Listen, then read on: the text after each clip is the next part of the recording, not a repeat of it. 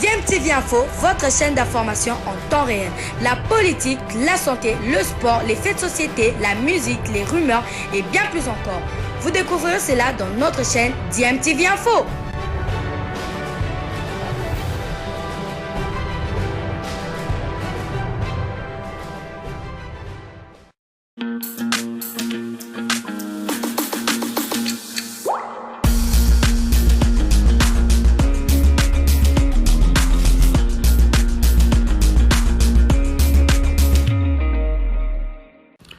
Vous êtes sur DMTV, bonjour ou bonsoir, tout dépend de l'heure à laquelle vous nous suivez. Tout plaisir est pour nous de vous retrouver, mais surtout de savoir que vous êtes nombreux en train de suivre votre chaîne YouTube DMTV. DMTV qui vous propose l'actualité, mais vous propose aussi des analyses et des réflexions sur des sujets d'actualité, sur des faits sociaux ou tout simplement des réalités que nous observons ici chez nous en République démocratique du Congo. C'est l'heure de notre tour d'horizon que nous vous proposons pour vous apporter quelques nouvelles de certains Congolais, des internationaux ou des binationaux susceptibles de jouer pour la RDC, pourquoi pas. Et ces nouvelles nous vous permettent en tout cas de les suivre, et de connaître leurs performances dans leurs différents clubs respectifs. Et nous débutons ce petit tour d'horizon par la Champions League de l'UEFA. Vous le savez, 3 Congolais vont jouer la phase des groupes. Il s'agit de Elia Ameshak, de Chancel Mbemba et de Fabrice Ntsakala. Et l'UEFA a eu à faire le tirage au sort et nos internationaux, les 3 en tout cas, connaissent désormais leurs adversaires dans cette phase de groupe. Pour Chancel Mbemba, on parle vraiment d'un groupe de la mort pour Chancel Mbemba et le FC Porto, puisqu'ils héritent de l'Atlético de Madrid, de Liverpool et du Milan AC, alors que Fabrice Ntsakala et son équipe, les Besiktas, vont défier l'Ajax, le Borussia Dortmund, ainsi que le champion du Portugal en titre, Sporting Lisbonne. Quant à Meshak Elia et le Young Boys de Berne, ce sera Manchester United de Aaron Van Bissaka, Villarreal, ancien club de Cédric Bakambu, et Atalanta Bergame, des clubs qui font parler d'eux aussi dans cette compétition. Une belle découverte donc pour Elia Meshak. Il faudra hausser le niveau pour défier ces différents clubs. Donc je vais récapituler avec tous les clubs, avec le tirage au complet. Et pour le groupe A, nous aurons Manchester City, Paris Saint-Germain, Leipzig et le club de Bruges. Et pour le groupe B, nous aurons l'Atlético Madrid, Liverpool, le Milan AC ainsi que le FC Porto du demi-dieu congolais Chancel Mbemba Mangoulou, qui du reste est attendu à Kinshasa pour les 2 premières journées des éliminatoires de la Coupe du Monde Qatar 2022. Et pour le groupe C, le Sporting CP, champion du Portugal et ancien club de Yannick Yala à Bolasi, Dortmund également, Ajax d'Amsterdam et Besiktas, club de Fabrice Ntsakala. Ntsakala dont les nouvelles sont bonnes. Je pense qu'il va reprendre d'ici peu avec son équipe de Besiktas, mais il a été remplacé dans l'équipe nationale de la RDC trop tôt pour qu'il puisse jouer après le malaise qu'il a eu le 21 septembre dernier. Dans le groupe D, nous aurons l'Inter de Milan, le Real Madrid, Shakhtar Donetsk, et nous aurons également l'équipe de Sheriff. Et dans le groupe E, nous aurons le Bayern Munich, Barcelone, Benfica de Lisbonne, Dynamo de Kiev, ancien club d'un autre international congolais, Dieu merci, Mbokani. Et pour le groupe F, nous aurons Villarreal, ancien club de Cédric Bakambu, Manchester United, Atalanta Bergame et Young Boys de Berne, club de l'ailier de la République démocratique du Congo, Elia Ameshak, qui est aussi invité à venir renforcer l'équipe de Hector Raoul Cooper pour les 2 premières journées des éliminatoires de la Coupe du Monde Qatar 2022. Dans le groupe G, nous aurons Lille, nous aurons Séville, nous aurons Salzbourg, Red Bull, nous aurons Wolfsburg d'Allemagne. Et dans le groupe H, enfin, nous aurons Chelsea, la Juventus de Turin, le Zénith Saint-Pétersbourg et Malmö, club de la Suède. Donc voilà les différents groupes après tirage au sort, et les Congolais, nos internationaux, connaissent leurs adversaires.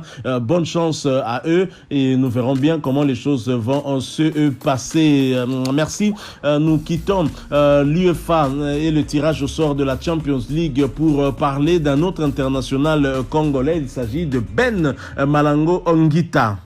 Et oui, Ben Malango s'est illustré en sauvant son équipe, plutôt en offrant la victoire à son équipe à l'occasion de cette deuxième journée du championnat émirati de première division.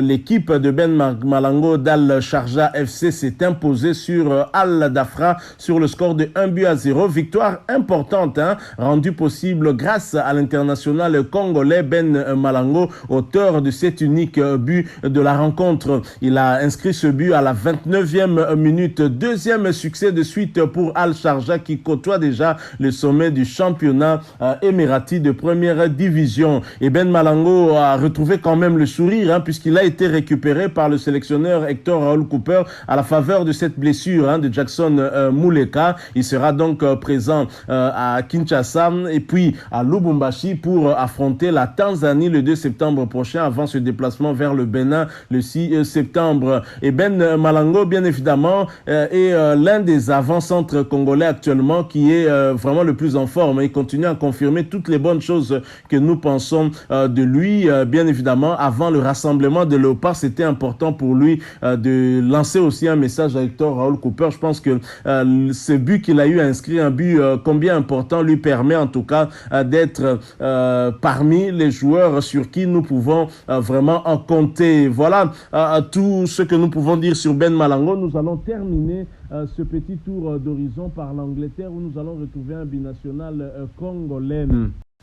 Alors terminons ce petit tour d'horizon en faisant un tour du côté de l'Angleterre. Nous sommes à l'heure des éliminatoires de la Coupe du Monde Qatar 2022 et en Angleterre, Aaron Bissaka est une fois de plus zappé par l'entraîneur de son équipe, Gareth Southgate. Et décidément, Aaron Bissaka n'a pas vraiment la cote aux yeux du technicien de l'Angleterre, sélectionneur de cette équipe nationale anglaise. C'est vraiment le moins que l'on puisse dire. Après sa non-sélection lors de l'Euro 2020, l'Angleterre a atteint la finale qui avait été perdue face à l'Italie, 0-1. Le latéral droit de Manchester United a été une fois de plus zappé sur la nouvelle liste des Anglais. On ne le retrouve pas. Le jeudi, la fédération anglaise a annoncé les noms des 25 joueurs appelés par Southgate pour la traversée internationale de septembre. Les Anglais vont affronter la Pologne, la Hongrie ainsi que Andorre dans le cadre des éliminatoires de la Coupe du Monde Qatar 2022 dans la zone Europe. Après un bon début de saison, 2 matchs de première ligue et 35 matchs la saison dernière, bien évidemment.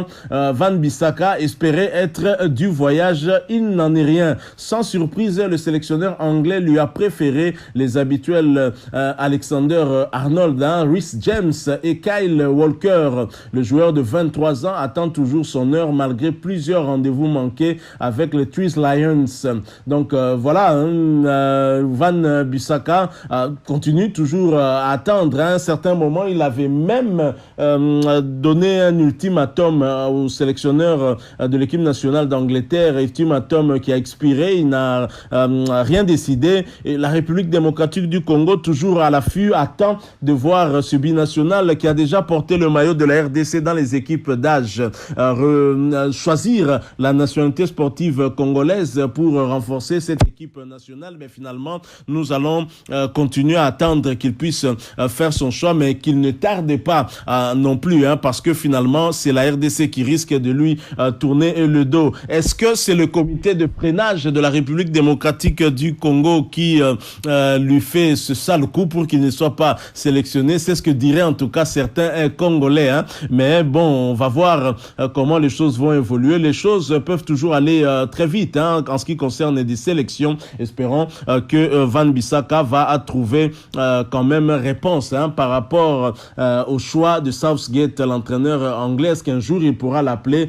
Sinon, qu'il puisse venir renforcer la République démocratique du Congo et surtout si nous parvenons à nous qualifier pour le mondial Qatar 2022. Voilà, nous sommes arrivés à la fin de ce petit tour d'horizon qui, nous espérons, vous aura plu, vous aura intéressé. Si c'est le cas, laissez-nous un maximum de j'aime, likez donc cette vidéo. Merci de partager avec nous votre point de vue sur ce sujet en nous le laissant à travers un commentaire. Merci aussi de vous abonner si vous êtes nouveau ou ancien mais que vous ne vous êtes pas encore abonné. N'hésitez pas, abonnez-vous et n'oubliez pas d'activer la notification en cliquant tout simplement sur la petite cloche que vous verrez apparaître dès que vous serez abonné parce qu'elle vous permettra de ne plus rien manquer des prochaines vidéos que nous allons vous proposer. Encore une fois, merci à vous. Nous espérons vous retrouver très bientôt avec un autre sujet d'actualité. Pourquoi pas un autre tour d'horizon pour vous apporter des nouvelles de nos internationaux avant ce rendez-vous du 2 septembre contre la Tanzanie à Lubumbashi et celui du 6 septembre contre les écureuils du Bénin à Cotonou au Bénin,